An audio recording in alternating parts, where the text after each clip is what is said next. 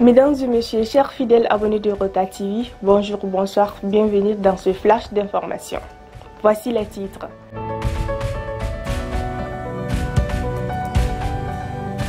Le Conseil national des prix fixe les kilos du sucre à 650 francs CFA. La violation des droits de l'homme au Mali. Tension diplomatique entre Bamako et Paris. À Songo, des conseillers du village de Mozanga victimes d'accidents graves. L'Union africaine appelle à l'arrêt immédiat des hostilités en Éthiopie.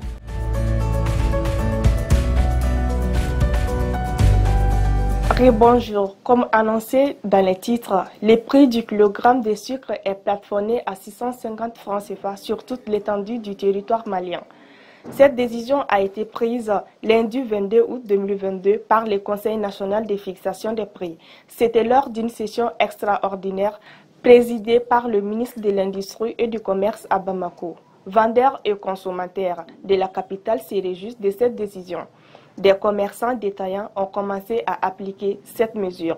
À la suite du rapport de M. Aloutine, envoyé spécial de l'ONU au Mali, certains médias internationaux dénaturent les points du rapport en les ramenant systématiquement sur les soi-disant massacres de masse de civils attribués aux FAMA et à des mercenaires étrangers, alors que les violations des droits humains au Mali est naturellement le fait des groupes terroristes et leurs complices qui font des ravages sur toute l'étendue du territoire malien et sont combattus avec courage, détermination et succès par les forces de défense de la sécurité du pays.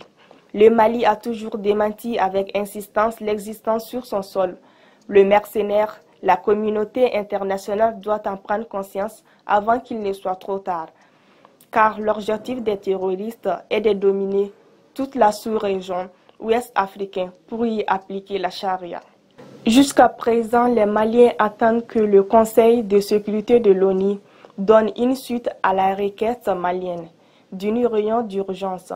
Ainsi, la tension entre le Mali et la France se poursuit malgré le départ définitif du force Barkhane du pays. Cette fois-ci, c'est à New York, au siège des Nations Unies, que Bamako a saisi le Conseil national de sécurité en dénonçant des activités considérées comme de l'espionnage, de l'intimidation, voire de la subversion de la force Barkhane depuis l'annonce de son retrait.